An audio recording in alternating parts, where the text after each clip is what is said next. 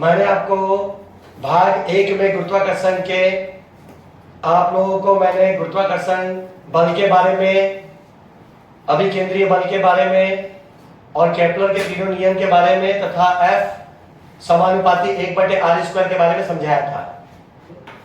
चौथा टॉपिक आपका गुरुत्वाकर्षण संबंधी नियम है, न्यूटन का गुरुत्वाकर्षण संबंधी नियम। तो न्यूटन के गुरुत्वाकर्षण संबंधी जो नियम है वो इस प्रकार है कि पिंड का प्रत्येक कण दूसरे कण को निश्चित बल से आकर्षित करता है। किताब में लिखा है एक पिंड दूसरे पिंड को आकर्षित करता है, ये सही नहीं है। सही है कि पिंड का प्रत्येक कण दूसरे कण को निश्चित बल से आकर्षित करता है और यह आकर्षण बल दोनों पिंडों के द्रव्यमान के गुणनफल के समानुपाती तथा बीच के दूरी के वर्ग के प्रतिलोमानुपाती होता है। अगर उसको इंग्लिश में बोले न्यूटन्स लॉ ऑफ ग्रेविटेशन तो ऐसा बोलेंगे कि every particle of matter attract every other particle of matter with a force which is directly proportional to product of their active masses and inversely proportional to square of the distance between two axes। तो नियम क्या है? पिंड का प्रत्येक कण दूसरे कण को निश्चित बल से आकर्षित करता है और यह आकर्षण बल दोनों पिंडों के द्रव्यमान के गुणनफल के समानुपाती। मान लिया कि m1 और m2 द्रव्यमान वाला दो पिंड है, माना m1 तथा m2 द्रव्यमान वाला दो पिंड है और उसके बीच की दूरी d है। उनके बीच की दूरी क्या है? b है और उनके बीच का जो आकर्षण बल है वो F है। तो F को गणितीय रूप में इस प्रकार लिखा जाएगा, F समानुपाती। लिखा क्या है कि पिंड का प्रत्येक कण दूसरे पिंड के प्रत्येक कण को निश्चित बल से आकर्षित करता है। कौन से बल से? F बल से आकर्षित करता है और यह बल, यह आकर्षण बल उन दोनों पिंडों के द्रव्यमान, मान लिया कि m1 और m2 द्रव्यमान वाला दो पिंड है, तो उन दोनों पिंडों के द्रव्यमान के गुणनफल, मतलब m1 गुणे m2, दोनों के द्रव्यमान का गुणनफल m1 गुणे m2, तो m1 m2 लिख सकते हैं के समानुपाती है। यह समानुपाती का चिन्ह है। वह आकर्षण बल दोनों पिंडों के द्रव्यमान, दोनों पिंडों का द्रव्यमान क्या है? m1 और m2 के गुणनफल के समानुपात में, देखो समानुपात में है, और उनके बीच की दूरी, बीच की दूरी क्या है? r के वर्ग। r नहीं, यहां पे हमने d लिया है, तो d उन दोनों पिंडों के द्रव्यमान के गुणनफल के समानुपाती तथा उनके बीच की दूरी क्या है? d के वर्ग के प्रतिलोमानुपाती है, मतलब बटे में है। तो जब हम लोग उसको साथ में लिखेंगे तो F समानुपाती m1 m2 बटे d²। ऐसा कैसे हुआ? तुम लोग उसको समझ सकते हो कि बल जो है दोनों पिंडों के द्रव्यमान के गुणनफल के समानुपाती है और उसके बीच की दूरी के वर्ग के प्रतिलोमानुपात में है। तो दोनों को मैंने साथ में लिखा, तो F समानुपाती क्या हो गया? m1 m2 बटे d²। जब m1 m2 का गुणा 1 से करेंगे तो m1 m2 आएगा बटे d², और जब समानुपात का चिन्ह हटेगा तो बराबर g लगेगा। जब भी समानुपात का चिन्ह हटता है बराबर अचरांक लगता है, बराबर स्थिरांक लगता है, बराबर कांस्टेंट लगता है, तो यहां पर g अचरांक है। तो m1 m2 बटे d², तो इसका एक गणितीय रूप में पूरा रूपांतरण हो गया, जहां पर g क्या है? गुरुत्वाकर्षण स्थिरांक है। g क्या है? गुरुत्वाकर्षण स्थिरांक है और इसको हम लोग विश्व स्थिरांक भी बोलते हैं। क्या बोलते हैं? इसको हम लोग विश्व स्थिरांक भी कहते हैं।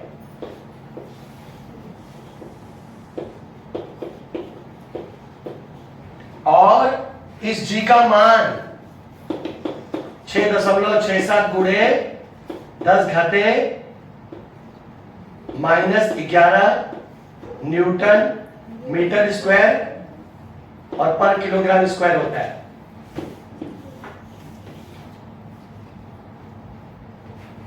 इसमें आ रहा है ना? ठीक है। अच्छा, अब आप लोग एक बात समझ लीजिए, अगर दोनों पिंडों के द्रव्यमान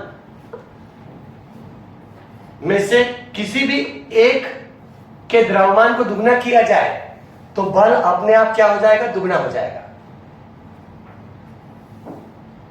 यह पॉइंट भी ध्यान में रखना। दोनों पिंडों के द्रव्यमान में से अगर किसी का भी द्रव्यमान दुगना किया जाए तो बल अपने आप दुगना हो जाएगा। और अगर उनके बीच की दूरी दुगनी की जाए तो बल 1/4 हो जाएगा, 1/4 हो जाएगा। ठीक है। देखो, जैसे यहां पर लिखा है किताब में, आप लोग देखोगे तो यहां पर लिखा है, देखो कि दोनों पिंडों में से यदि किसी पिंड का द्रव्यमान दुगना किया जाए तो नियम के अनुसार गुरुत्वाकर्षण बल दुगना हो जाएगा। उसी प्रकार दोनों पिंडों के मध्य की दूरी को दुगना करें तो बल क्या हो जाएगा? 1/4 हो जाएगा, 1/4 हो जाएगा। मैंने बोला 1/4 हो जाएगा। तो इसको ध्यान में रखना। तो ये हो गया। ठीक है। अभी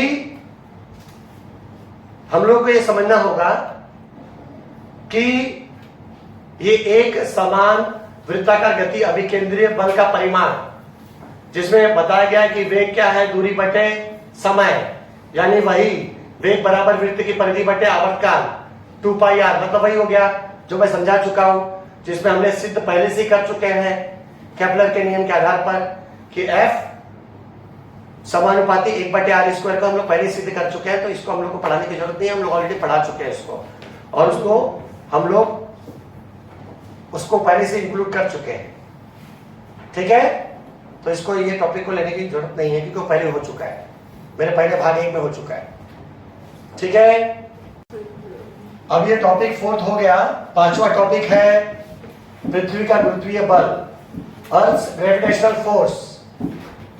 क्षैतिज के लंबवत दिशा में, क्षैतिज के लंबवत मतलब पृथ्वी के क्षैतिज, पृथ्वी के दिशा से जब कोई पत्थर को हम लोग नीचे से ऊपर की तरफ फेंकते हैं, तो जब पत्थर नीचे से ऊपर की तरफ जाता है तो पत्थर पर जो प्रयुक्त बल रहता है उसके कारण वो नीचे से ऊपर की दिशा में जाता है, पृथ्वी के गुरुत्वाकर्षण बल के विपरीत दिशा में जाता है। लेकिन जब वो पृथ्वी के गुरुत्वाकर्षण बल के विपरीत दिशा में नीचे से ऊपर की तरफ जाता है तब भी पृथ्वी का गुरुत्वाकर्षण बल उस पर क्रियाशील होता है,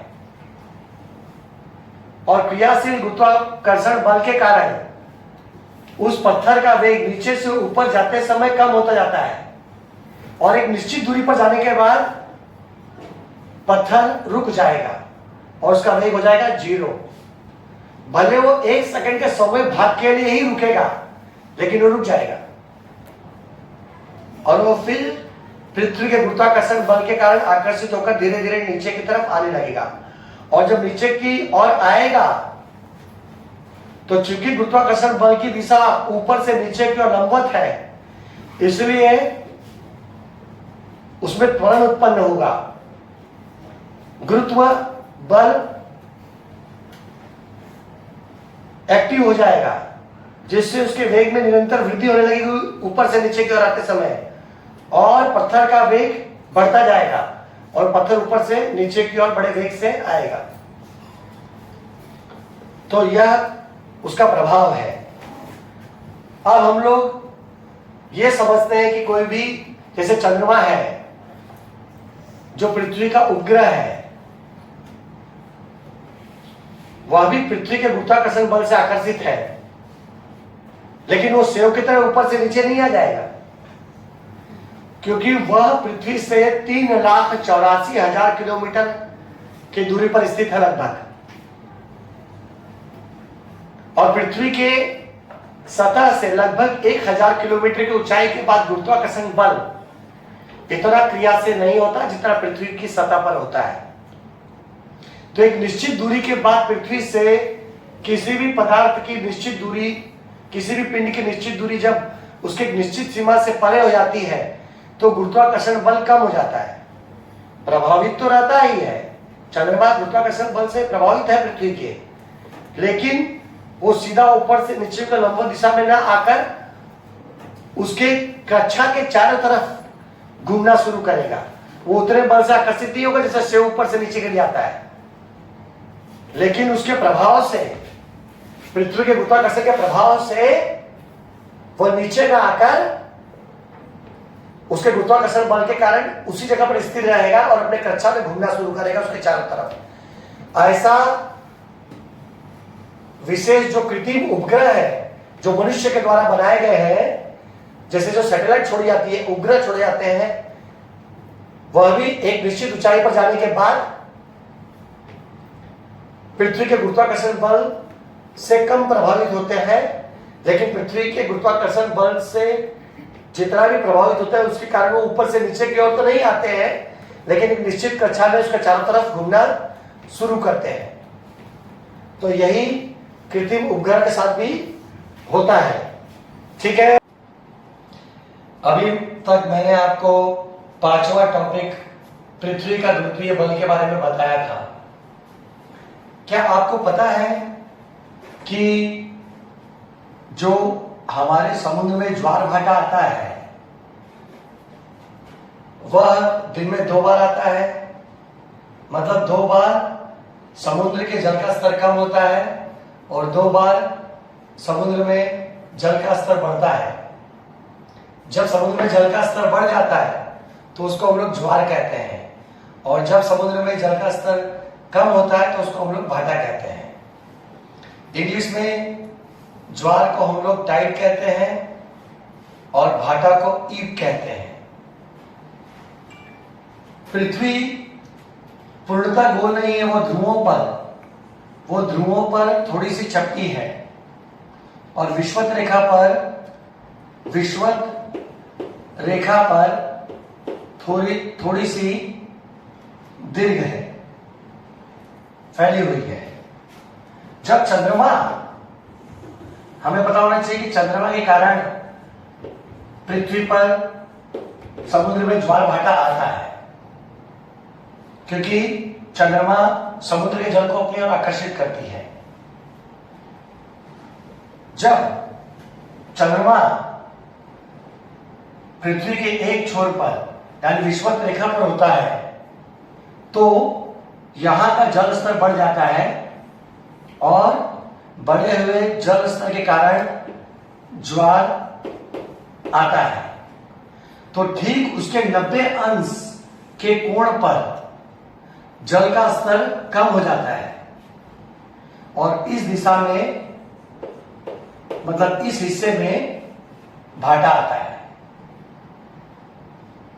ये इंटरेस्टिंग फैक्ट है, आप लोग इसके बारे में ध्यान में रखिएगा कि पृथ्वी पर ज्वार और भाटा कैसे आता है। मैंने आपको समझा दिया। अब हम लोग 6वें टॉपिक पे चलते हैं।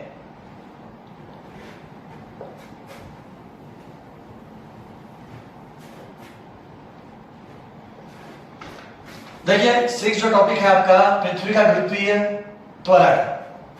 पृथ्वी का 6 टॉपिक है पृथ्वी का गुरुत्वीय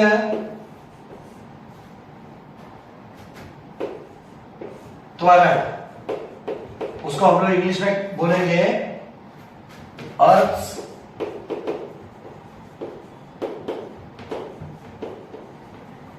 ग्रेविटेशनल फोर्स, एक्सलेरेशन है यहां पे, अर्थ ग्रेविटेशनल एक्सलेरेशन।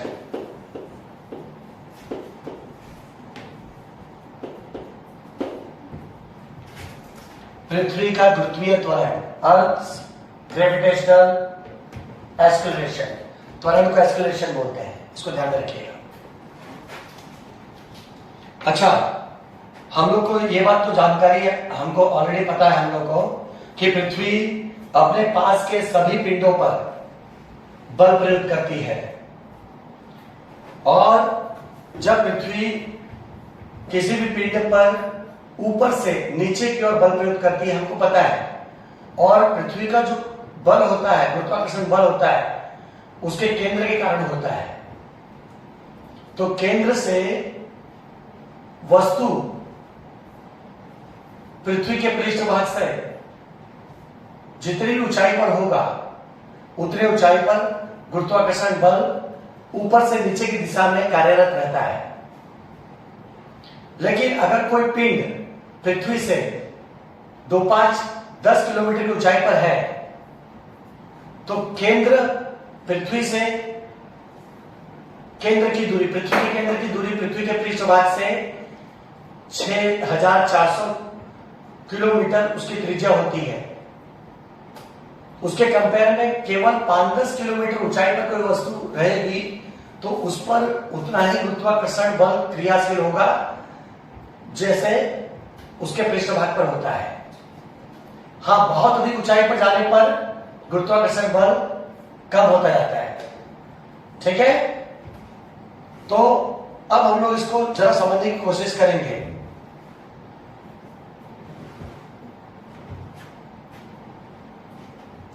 कि हम लोग न्यूटन के दूसरे नियम के अनुसार पृथ्वी हर पिंड पर गुरुत्वाकर्षण बल प्रयोग करती है, और जैसे कोई भी वस्तु ऊंचाई पर है उस पर गुरुत्वाकर्षण बल प्रयुक्त होता है तो वो लंबवत नीचे की दिशा में गिरता है, और नीचे गिरते समय गुरुत्वीय बल के कारण त्वरण उत्पन्न होता है। क्या उत्पन्न होता है? त्वरण उत्पन्न होता है। इसको गुरुत्वीय त्वरण कहते हैं। ठीक है, इस नियम के अनुसार गुरुत्वीय बल के कारण पृथ्वी में त्वरण उत्पन्न होता है, जिसे हम लोग गुरुत्वीय त्वरण कहते हैं। यहां पर लिखा हुआ है और इसे जी अक्षर से प्रदर्शित करते हैं। त्वरण एक सदिश राशि है और यह गुरुत्वीय त्वरण जो होता है वह पृथ्वी के केंद्र की ओर ऊपर से नीचे की ओर, ऊपर से नीचे की ओर, पृथ्वी के केंद्र की ओर ऊपर से नीचे की ओर कार्यरत रहता है। यानी क्षैतिज दिशा में लंबवत ऊपर से नीचे की ओर कार्यरत रहता है। अब पृथ्वी के पृष्ठभाग पर जी का मान, अगर हम लोग मान लें कि पृथ्वी से, अगर हम मानते हैं कि पृथ्वी से मतलब पृथ्वी के पृष्ठभाग से, पृथ्वी के पृष्ठ भाग यानी सरफेस से पृथ्वी के केंद्र की दूरी को हम लोग r मानते हैं, और पृथ्वी का द्रव्यमान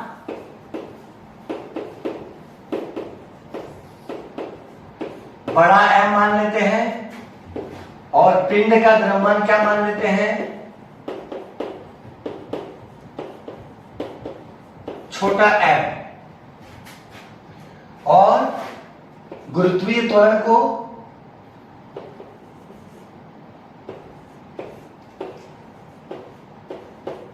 हम लोग a मान लेते हैं, a भी मान सकते हैं और g भी मान सकते हैं। गुरुत्वीय त्वरण को हम लोग a भी मान सकते हैं और g भी मान सकते हैं। चलिए हम लोग g मान लेते हैं। ठीक है,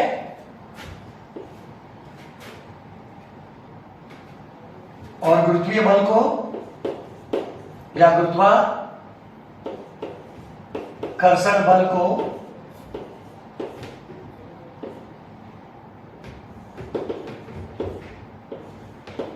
F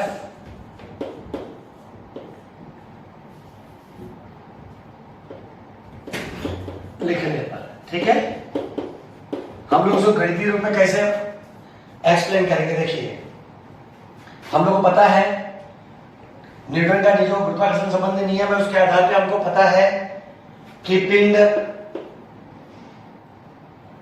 का प्रत्येक कण दूसरे कण को निश्चित बल से आकर्षित करता है या आकर्षण बल दोनों पिंडों के द्रव्यमान के गुणनफल के समानुपाती है।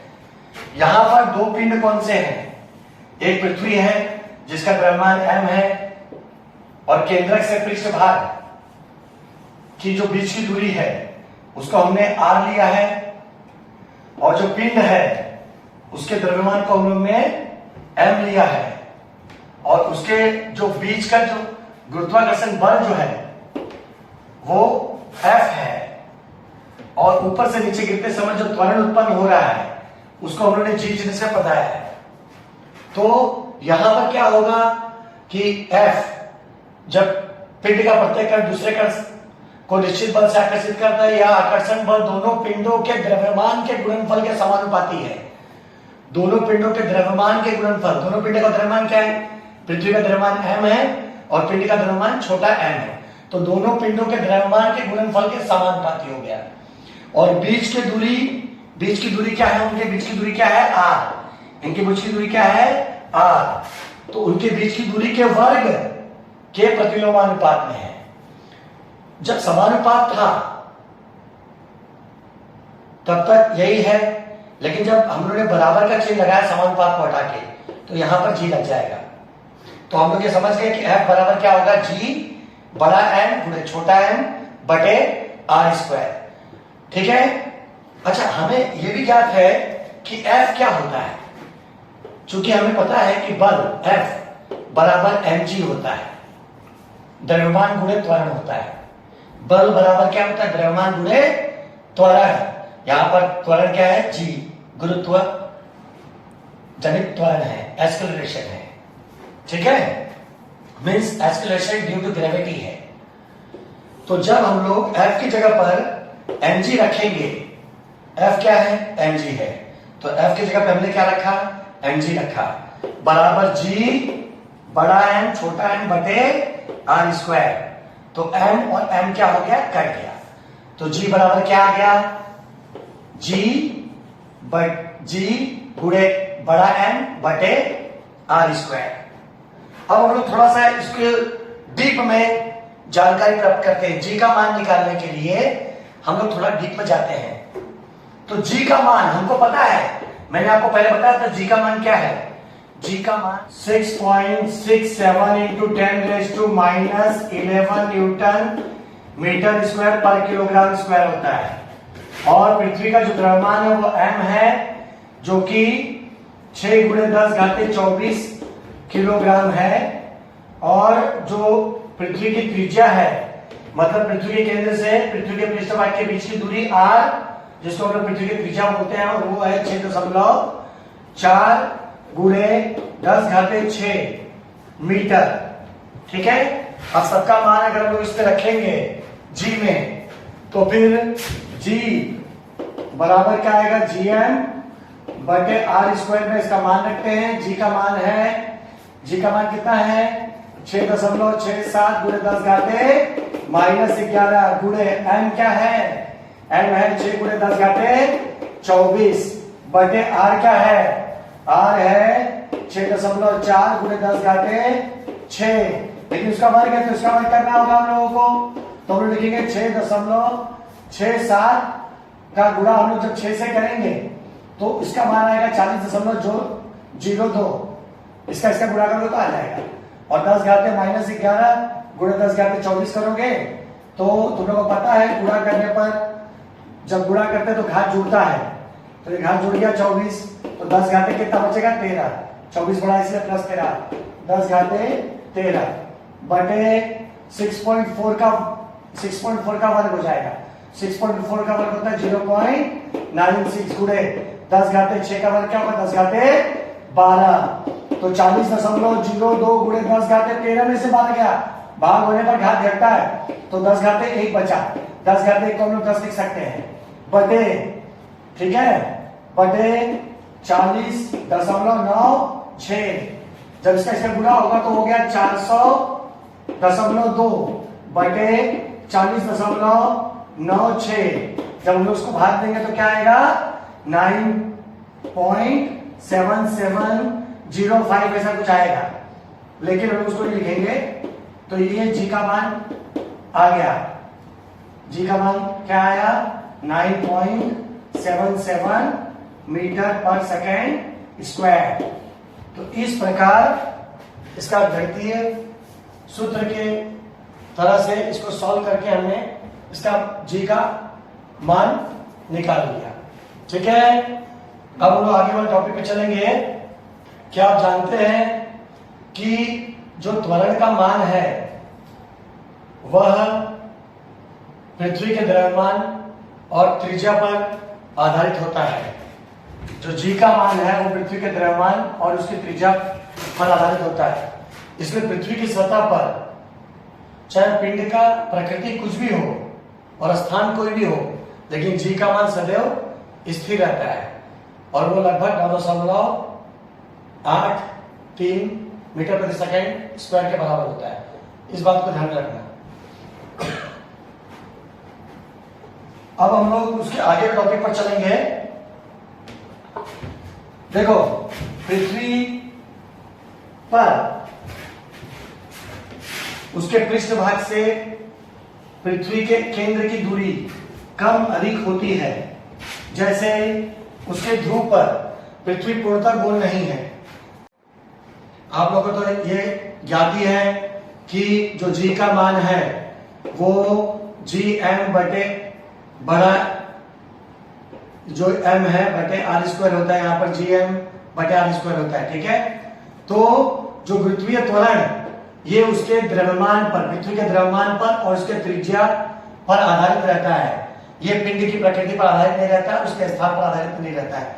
इसमें पृथ्वी के किसी भी स्थान पर पिंड का त्वरण जी का मान सदैव अच्छा रहता है और वो लगभग 9.8 मीटर प्रति सेकंड स्क्वायर उसका मान माना जाता है। अब आपको ये भी ज्ञात ही है कि पृथ्वी संपूर्ण गोल ना होकर थोड़ी सी चपटी है, क्योंकि अपने अक्ष पर घूमती है पृथ्वी। चूंकि अपने अक्ष पर घूमती है इसलिए ध्रुवों पर क्या होती है, थोड़ी सी चपटी है। ध्रुवों पर थोड़ी सी चपटी है और जो भूमध्य रेखा है, भूमध्य रेखा पर थोड़ी सी फूली हुई है। ठीक है, तो केंद्र से ध्रुव के बीच की दूरी कम है और भूमध्य रेखा पर अधिक है। तो ये नदी होने के कारण इसका आकर्षण बल बहुत ज्यादा होता है ध्रुव पर। इसीलिए गुरुत्व त्वरण जो है वह ध्रुवों पर सबसे अधिक होता है और 9.83 मीटर प्रति सेकंड स्क्वायर होता है। और यहां पर जैसे जैसे ऊपर की ओर जाते हैं पृष्ठभाग पर इसकी दूरी बढ़ते जाती है और इसके बीच का आकर्षण बल थोड़ा सा कम हो जाता है और सबसे कम भूमध्य रेखा पर ही होता है। जी का मान 9.78 के करीब लगभग होता है। 7-8 या उसको 7-7 भी कर सकते हैं, 7-7 भी मान सकते हैं लगभग भूमध्य रेखा पर। वैसे एवरेज क्या मानते हैं 9.8 एवरेज। अच्छा, और एक बात है कि जैसे हम लोग पृथ्वी की सतह पर जैसे जैसे हम लोग कुछ दूरी पर ऊंचाई पर रहेंगे, पृथ्वी की सतह से कुछ ऊंचाई पर रहेंगे, तो चूंकि केंद्र से पृथ्वी के केंद्र से पृथ्वी के पृष्ठभाग के बीच की दूरी लगभग 6400 किलोमीटर है, तो 5-10 किलोमीटर की ऊंचाई पर जी का मान कुछ खास बदलेगा, नगण्य रहेगा, क्योंकि 8 से 10 किलोमीटर की ऊंचाई पर उसका कोई मान बदलने वाला नहीं है। हाँ, लेकिन फिर भी एक टेबल बनाया गया है, उसके आधार पर जब बहुत ऊंचाई पर जाएंगे, जैसे अगर पृथ्वी के पृष्ठभाग की बात करें, पृथ्वी के पृष्ठभाग की बात करें, मतलब पृथ्वी की जमीन की बात करें, जमीन के स्तर पर पृथ्वी की ऊंचाई क्या है पृथ्वी की, यहां पर जमीन पृष्ठभाग पर ऊंचाई 0 किलोमीटर है। ठीक है, तो इस समय जो जी का मान रहेगा वो 9.8 मीटर प्रति सेकंड स्क्वायर ही होता है। लेकिन जब हम लोग पृथ्वी से ऊंचाई पर जाएंगे और माउंट एवरेस्ट जैसे पहाड़ पर जाकर जिसकी ऊंचाई लगभग 8.8 किलोमीटर है, वहां पर जी का मान बदल जाएगा और वो 9.81 से 9.8 मीटर प्रति सेकंड स्क्वायर हो जाएगा। यहाँ पर 2.8 देगा, यहाँ पे 2.8 हो जाएगा। अब देखिए, अगर जो गुब्बारा है, बड़ा बड़ा गुब्बारा जिसको छोड़ा जाता है, वो उसकी ऊंचाई लगभग 36.6 किलोमीटर तक जाता है गुब्बारा, तो वहां पर उसका मान, जी का जो मान है 9.77 मीटर प्रति सेकंड स्क्वायर हो जाता है।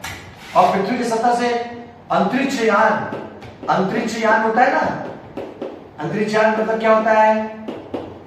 सैटेलाइट। क्या होता है? सैटेलाइट, अंतरिक्ष यान। वो लगभग पृथ्वी के पृष्ठभाग से 400 किलोमीटर की ऊंचाई पे जाता है, तो वहां पर उसका मान कम होकर 8.7 मीटर प्रति सेकंड स्क्वायर के बराबर जाता है।